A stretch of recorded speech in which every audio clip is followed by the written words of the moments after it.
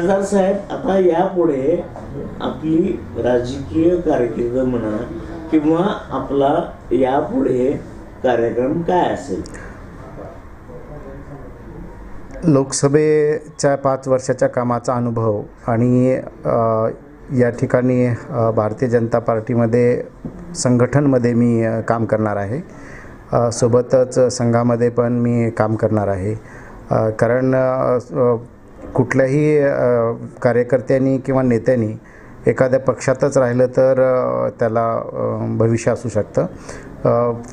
प्रत्येक वेळेस पक्ष बदलणं हे काही म्हणजे मी इतर नेत्यांसारखा नाही आहे की आता तुम्हाला सांगायला हरकत नाही आहे की ज्याच्यामुळं तिकीट कटलं असं तुम्ही मला या ठिकाणी प्रश्न विचारला की माझ्या तिकिटाला जे विरोध करणारे होते त्यामध्ये लातूर ग्रामीणचा जो 2 वेळेस 50-50 हजाराच्या फरकाने पडलेला उमेदवार पक्ष सोडून जाऊन पुन्हा पक्षात आला तरी तो म्हणतो मलाच तिकीट आहे. म्हणजे राखीव मतदारसंघातला उमेदवार हा 2.5-3 लाखांनी जरी निवडून आलेला असला तरी त्याचं तिकीट बदललं जातं. परंतु जनरल मतदारसंघातला उमेदवार 50,000 मताच्या जरी फरकाने पडला तरी त्याला रिपीट उमेदवारी दिली जाते. तो आणखीन म्हणतो की मलाच उमेदवारी आहे. ही एक त्यांनी मला विरोध केला. या अहमदपूर विधानसभेचा जो अपक्ष आमदार म्हणजे माझ्या 14च्या लोकसभेच्या निवडणुकीवेळेस त्यांनी माझ्या विरोधात काम केलं. तो पक्षामध्ये येऊन त्यांनी मला विरोध केला.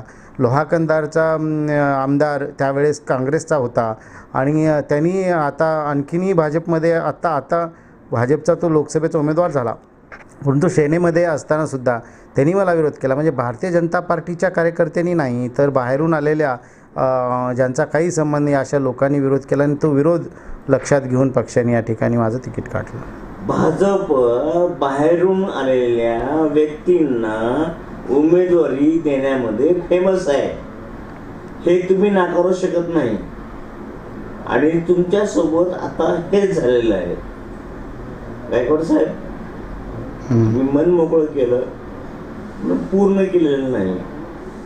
आणि तुमचं अर्धवट मत किती शिल्लक आहे ते मला माहिती. हां, मी आणखीन माझं तोंड उघडलेलं नाही आहे. योग्य वेळी मी जरूर तोंड उघडेन. तुम्ही उघडा. येस. आणि तुम्हाला काँग्रेसची उमेदवारी मिळाली आणि तुम्ही पुन्हा खासदार व्हावे ही सदिच्छा देतो. धन्यवाद. आभारी आहे. धन्यवाद.